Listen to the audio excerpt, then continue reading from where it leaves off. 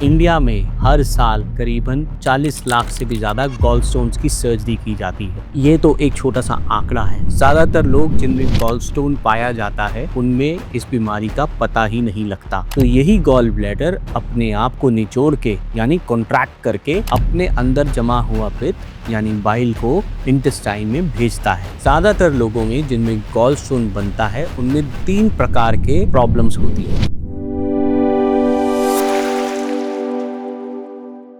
नमस्कार दोस्तों, मैं हूं doctor Neeraj Sameeja, surgical gastroenterologist, Sir Gangaram hospital Delhi से। और आज के एपिसोड में हम बात करने वाले हैं सिर्फ एक छोटी सी पथरी की जो बहुत नुकसान पहुंचा सकती है आपकी लाइफ में। जी हाँ, हम बात कर रहे हैं गॉलस्टोन्स की। आप जानते हैं इंडिया में हर साल करीबन 40 लाख से भी ज्यादा गॉलस्टोन्स की सर्जरी की जाती है और करीबन 5 करोड़ से भी ज्यादा लोग इस बीमारी से ग्रस्त होते हैं। अब ये तो एक छोटा सा आंकड़ा है। ज्यादातर लोग जिनमें गॉलस्टोन पाया जाता है उनमें इस बीमारी का पता ही नहीं लगता, क्योंकि 80% गॉलस्टोन्स एसिम्प्टोमेटिक होते हैं। वो पेशेंट को पता भी नहीं चलने देते कि आपको कुछ अंदर बीमारी है या नहीं। बीमारी का कब पता लगता है? जब गॉलस्टोन अपनी जगह से हटके कहीं जाके अटक जाए या बहुत तेज दर्द करे। तो आज हम इस एपिसोड में जानेंगे कि क्यों बन जाती है पित्त की थैली में पथरी, ऐसे क्या कारण होते हैं जिससे पित्त की थैली में पथरी बनना संभव हो जाता है और पित्त की थैली का असली काम है क्या। इसको लेके भी बहुत सारे पेशेंट्स में, बहुत सारे लोगों में गलतफहमियां हैं। तो चलिए चलते हैं गॉल ब्लैडर की दुनिया में। गॉल ब्लैडर एक छोटा सा ऑर्गन है जो कि आपके राइट साइड में लिवर के नीचे होता है। इसका काम होता है लिवर से बना हुआ बाइल यानी पित्त को स्टोर करना। जब खाना आपकी आंतों में आता है तो यही गॉल ब्लैडर अपने आप को निचोड़ के यानी कॉन्ट्रैक्ट करके अपने अंदर जमा हुआ पित्त यानी बाइल को इंटेस्टाइन में भेजता है, जिससे कि पर्याप्त मात्रा में डाइजेशन हो सके। लेकिन कभी कभी इसमें परेशानी भी आ जाती है जिसका कारण बनता है गॉलस्टोन बनना। ज्यादातर लोगों में जिनमें गॉलस्टोन बनता है उनमें 3 प्रकार के प्रॉब्लम्स होती है। पहली प्रॉब्लम जिसमें कोलेस्ट्रॉल का ज्यादा होना या कोई ऐसी परेशानी जिसमें लिवर ही बाइल में कोलेस्ट्रॉल की मात्रा ज्यादा बना रहा है। इसीलिए गॉलस्टोन्स का इंसिडेंस ज्यादातर उन पेशेंट्स में देखा जाता है जो कि ओबीज होते हैं या बहुत जल्दी वेट लूज करते हैं। और प्रेगनेंसी में भी जब हार्मोन इम्बैलेंस हो जाते हैं तब भी गॉलस्टोन्स बनने का खतरा बढ़ जाता है। ये वो कंडीशंस होती हैं जिसमें लिवर अपने आप में कोलेस्ट्रॉल की मात्रा ज्यादा भेजने लगता है बाइल में। बाइल एक तरीके का मिश्रण है कोलेस्ट्रॉल का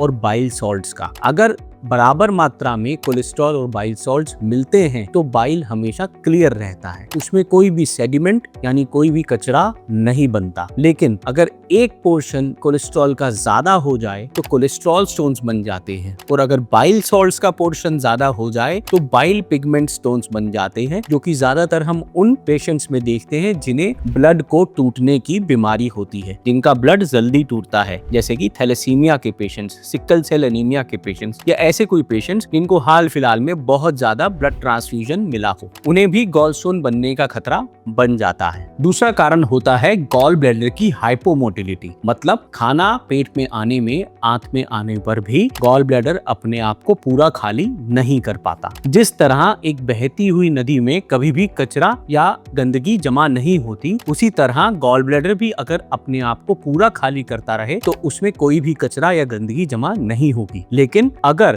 गॉल ब्लैडर अपने आप को पूरा खाली नहीं कर पाता, जिसको हम हाइपोमोटिलिटी में देखते हैं, तो उस कंडीशन में गॉल ब्लैडर की तुलना एक नाले के समान की जा सकती है जहां पर पानी रुका हुआ है और रुके हुए पानी में गंदगी ज्यादा आती है, उसमें सेडिमेंट्स बन जाते हैं, उसके कचरा नीचे बैठने लगता है। यही कारण होता है जब गॉल ब्लैडर पूरा अपने आप को खाली ना कर पाए तो उसमें स्टोन बन जाना। तीसरा और बहुत ही महत्वपूर्ण कारण होता है किसी इन्फेक्शन का आना, जैसे ज्यादातर टाइफॉइड इन्फेक्शन या दूसरे इन्फेक्शन जो बाइल डक्ट में एंटर कर सकते हैं, उसके कारण बैक्टीरिया का एक नाइडस यानी बैक्टीरिया का एक नेस्ट बन जाता है, जिसके ऊपर कोलेस्ट्रॉल क्रिस्टल्स आके चिपकने लगते हैं और आपस में कोलेस्ट्रॉल क्रिस्टल्स चिपक के बड़ी पथरी बना देते हैं। एक और भी कारण होता है जिसके कारण एक ही परिवार के कई पेशेंट्स में गॉल स्टोन्स पाए जाते हैं। ये एक जेनेटिक डिसऑर्डर भी हो सकता है जिसके कारण कोलेस्ट्रॉल के क्रिस्टल्स ज्यादा बन जाते हैं आपके गॉल ब्लैडर के अंदर, जो कि आपके ब्लड के कोलेस्ट्रॉल नॉर्मल भी हो सकता है। अगर आपका ब्लड का कोलेस्ट्रॉल नॉर्मल भी है तब भी इस जेनेटिक प्रॉब्लम के चलते कोलेस्ट्रॉल के क्रिस्टल्स आपके गॉल ब्लैडर में जमने लगते हैं। तो दोस्तों, हमने जाना कि गॉल ब्लैडर में स्टोन्स बनते क्यों हैं। अब अगर गॉल ब्लैडर में स्टोन बन गए तो होता क्या है। आपको पता है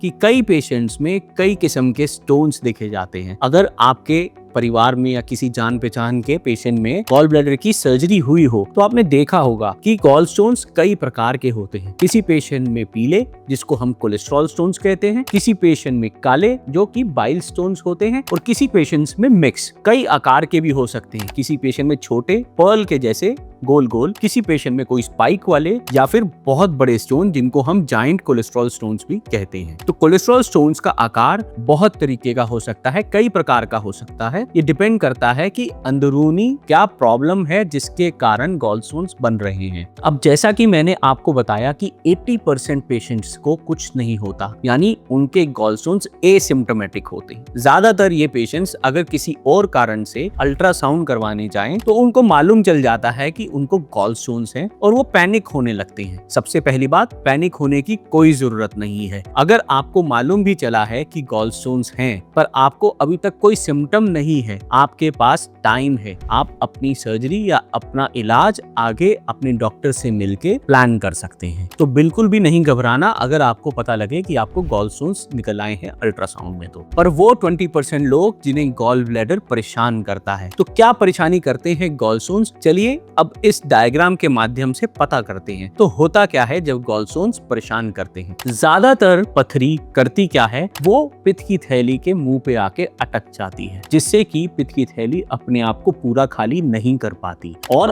प्रॉब्लम क्रिएट कर देती है। अगर ये पथरी थोड़े ही समय के लिए आके अटके तो मामूली से दर्द से या डिस्कम्फर्ट से ये वापस अपनी जगह पर पीछे की तरफ आ जाती है और पेशेंट को ज्यादा परेशानी नहीं होती। ये प्रॉब्लम ज्यादातर पेशेंट अपच की तरह यानी इनडाइजेशन की तरह महसूस करते हैं। कई पेशेंट्स कई सालों से बता रहे होते हैं कि मुझे तो इनडाइजेशन होता है फैटी मील खाने से या बाहर का खाना खाने से, लगता है जैसे पेट में भारीपन आ गया, पेट फूल गया। उनको अगर ये कंडीशन या ये सिम्टम 6 हफ्ते से ज्यादा से चल रहा हो तो उनको हमेशा अल्ट्रासाउंड करा के देखना चाहिए कि कहीं उन्हें गॉल स्टोन्स तो नहीं हो गया। और अगर यही स्टोन ज्यादा देर तक अटका रहेगा तो होता क्या है, तो गॉल ब्लैडर के दीवार में सूजिश आ जाती है और वो स्टोन को जकड़ लेती है, जैसे ना तो पीछे जाने देगी ना ही आगे जाने देगी। ऐसी कंडीशन में गॉल ब्लैडर का आउटलेट बिल्कुल बंद हो जाता है और पूरा का पूरा गॉल ब्लैडर सूज जाता है। इसी कंडीशन को हम कहते हैं एक्यूट कैलकुलस कोलिसिस्टाइटिस, यानी गॉल ब्लैडर में पथरी के कारण इंफेक्शन हो जाना। ज्यादातर लोग इस कंडीशन में हॉस्पिटल भागते हैं। उनका पेन बिल्कुल भी सेटल नहीं हो रहा होता। करीबन 2 से 3 घंटे या 4 घंटे तक का पेन बर्दाश्त करने के बावजूद उनको आराम नहीं आता और उनको हॉस्पिटल जाना ही पड़ता है। तब वहां पर जाके इंजेक्शंस लगते हैं। जिनको मालूम होता है उन्हें गॉल स्टोन्स है, उन्हें बता दिया जाता है कि अब टाइम है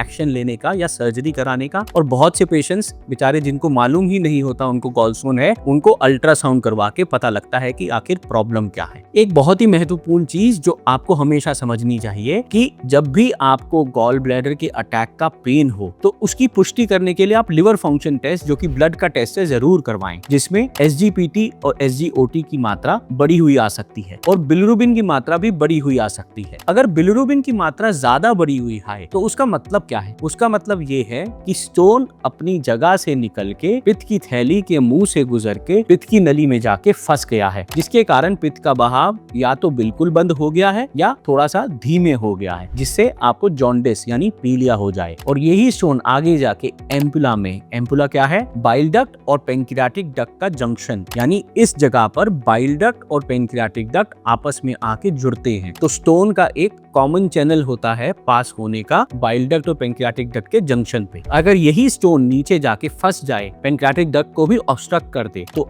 ऐसे पेशेंट्स को पेनकेटाइटिस हो सकता है। पेनकेटाइटिस एक बहुत ही सीवियर प्रॉब्लम होती है जिसमें पेनक्रियाज की सूजन हो जाती है और ये प्रॉब्लम गॉल ब्लैडर के स्टोन के अटकने से बनती है, जब पेनक्रियाज की डक्ट भी बंद हो जाएगी। ये एक मेडिकल इमरजेंसी है जिसमें आपको एडमिट होना ही पड़ता है। तो पता कैसे करें कि गॉल ब्लैडर स्टोन है या नहीं अगर आपको पहली बार दर्द हुआ है? सबसे आसान तरीका, पेट का अल्ट्रासाउंड। पेट के अल्ट्रासाउंड से गॉल ब्लैडर की सूजिश, गॉल ब्लैडर के स्टोन, बाइल डक्ट की एनाटॉमी और अगर आपके पेनक्रियाज में सूजिश है या नहीं वो भी पता चल सकता है। तो गॉल ब्लैडर के पेन के सस्पेशन में आपको जरूर अल्ट्रासाउंड करवाना चाहिए। ये एक बहुत ही सिंपल सा टेस्ट है जो कि 10 मिनट के अंदर हो जाता है और करने वाला डॉक्टर आपको उसी समय बता देगा कि आपको प्रॉब्लम है या नहीं है। जिन पेशेंट्स में यह पता लगता है कि गॉल स्टोन्स आगे जाके पित्त की नली में फंस गया है, उन पेशेंट्स को और भी ज्यादा टेस्ट कराने पड़ते हैं, जैसे MRCP। MRCP का मतलब एक स्पेशल MRI जो कि आपकी पित्त की नली और पेनक्रियास को पूरे डिटेल में देखेगा, पता लगाएगा कि पथरी किस लेवल पे आके अटकी है और अगर ये प्रूव हो जाता है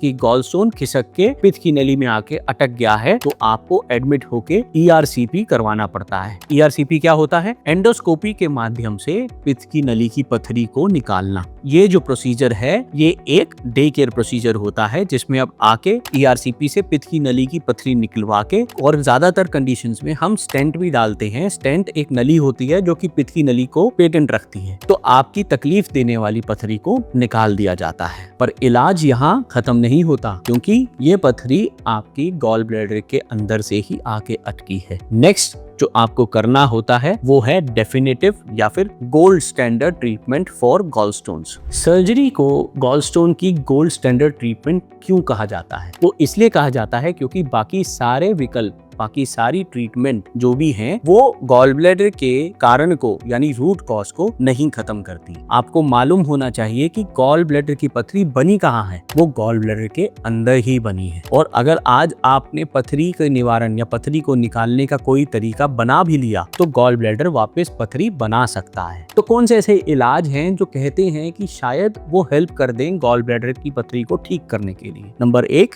अर्सोडिऑक्सिकोलिक एसिड, जो कि एक FDA अप्रूव्ड मेडिकेशन है गॉल ब्लैडर के स्टोन को डिसॉल्व करने के लिए। पर मैं ये आपको समझाना चाहूंगा, अगर गॉल ब्लैडर का स्टोन डिसॉल्व भी हो गया, निकलने की कोशिश भी करी उसने, तो वो जाएगा कहाँ? वो जाएगा सीधा पित्त की नली से नीचे पेनक्रियास की नली के पास, और वही तो कारण होता है गॉल स्टोन की परेशानियों का। तो आप समझे, आपको ये चाहिए कि गॉल ब्लैडर का स्टोन गॉल ब्लैडर के अंदर ही रहे, अगर वो बाहर आया तो तकलीफ देगा। दूसरा क्या होता है, कुछ लोग कहते हैं ESWL, जिसको शॉक थेरेपी भी बोलते हैं। शॉक थेरेपी के माध्यम से स्टोन को तोड़ना, पर यह भी कोई तरीका 100% फुल प्रूफ नहीं है। इसमें भी स्टोन को तोड़ना ही पड़ेगा और वो टूट के निकलेगा पित्त की नली से ही, जो कि पेनक्रेटाइटिस और ऑब्स्ट्रक्टिव जॉन्डिस के इंसिडेंस को बढ़ा भी सकता है। तो हुआ क्या? एक ही तरीका सिद्ध हुआ जो कि है गॉल ब्लैडर को निकालना। जी हाँ, इस बीमारी में पूरे गॉल ब्लैडर को निकालना ही पड़ता है। बहुत सारे पेशेंट्स पूछते हैं कि डॉक्टर साहब क्या सिर्फ पथरी निकाल के काम नहीं कर सकते आप गॉल ब्लैडर को क्यों निकालना चाहते हैं? वो तो मेरा एक ऑर्गन है, अगर वो निकल गया तो होगा क्या मेरे साथ? बहुत कॉमन क्वेश्चन है ये सर। देखो, गॉल ब्लैडर एक बलून की तरह है, एक गुब्बारे की तरह है। अगर आपने एक गुब्बारे को चीरा मार के उसके अंदर के मटेरियल को निकाल के बाहर निकाल दिया और वापस आपने गुब्बारे को सूचर करके या धागे बांध के आपने उसको सील कर दिया, जब वो गुब्बारा दोबारा फूलेगा क्या वो वैसे ही काम करेगा जैसे वो पहले कर रहा था? नहीं। जैसा हमने पहले बताया था, गॉल ब्लैडर की हाइपोमोटिलिटी यानी गॉल ब्लैडर पूरा कॉन्ट्रैक्ट ना हो पाना भी एक कारण होता है गॉल स्टोन बनने का। जब गॉल ब्लैडर फंक्शनल ही नहीं रहेगा तो ऐसे ऑर्गन को बाद में आप क्या करोगे रख के? इसलिए सर्जरी ही गोल्ड स्टैंडर्ड है। गॉल ब्लैडर को निकाल के ही आपका इलाज पॉसिबल है। और आपको ये पता होना चाहिए कि गॉल ब्लैडर के निकलने के बाद आपकी पाचन शक्ति में, आपकी डाइजेशन में कोई भी कमी नहीं आएगी। बहुत सारे पेशेंट आके मुझसे पूछते हैं, डॉक्टर साहब मेरा तो गॉल ब्लैडर निकल गया, अब तो मैं बिल्कुल परेशान रहूंगा, मैं तो पूरी जिंदगी कुछ खा पी ही नहीं सकता। अरे आपको ये जानना बहुत जरूरी है कि गॉल ब्लैडर डाइजेशन में हेल्प नहीं करता। गॉल ब्लैडर सिर्फ आपके पित्त को यानी बाइल को टेम्परेरी स्टोर करता है। तो अगर मैं आपको ये बताऊं आज कि जो लिवर है जो बाइल प्रोड्यूस करता है वो ऑलरेडी कम से कम 10 से 15 गुना ज्यादा बाइल प्रोड्यूस करता है जितना आपको चाहिए होता है। तो ऐसी चीज को जो 10 से 15 गुना ज्यादा प्रोड्यूस होती है उसको आपको स्टोर करना ही क्यों है। इसलिए अगर गॉल ब्लैडर निकल भी गया तो भी उसका काम लिवर बहुत अच्छे से कर सकता है। लिवर एक बड़ा ऑर्गन है जो कि गॉल ब्लैडर के ना होने पर भी अच्छा काम करेगा और आपकी डाइजेशन में कोई भी इशू नहीं आएगा, ये हमारी गारंटी है। तो दोस्तों, हमने आज जाना कि क्या होता है गॉल स्टोन और कैसे ये तकलीफ देता है, क्या कॉम्प्लिकेशंस हो सकती हैं और इसका इलाज क्या है। अगर आपको, आपके परिवार वालों को या किसी फ्रेंड को गॉल स्टोन्स हैं और गॉल स्टोन से जुड़ी कोई भी इंफॉर्मेशन वो चाहता है तो हम आपको वो प्रोवाइड करेंगे। गॉल ब्लैडर का इलाज गोल्ड स्टैंडर्ड सर्जरी ही है, किसी भी अन्य इलाज के चक्कर में ना पड़े, ये कॉम्प्लिकेशंस कर सकते हैं। धन्यवाद आपका मुझसे जुड़ने के लिए। तो इसे लाइक करें, शेयर करें और मेरे चैनल को सब्सक्राइब करें। मिलते रहेंगे अगले वीडियोस में। अगर आपको पेट से संबंधित और किसी विषय में भी कोई मेडिकल वीडियो बनवाना है या मुझे बताना चाहते हैं कि मैं उस विषय पे वीडियो बनाऊं तो मुझे मैसेज कर सकते हैं। मैं उस विषय में जरूर वीडियो बनाने की कोशिश करूंगा। तो मिलते हैं अगले पॉडकास्ट में। Thank you.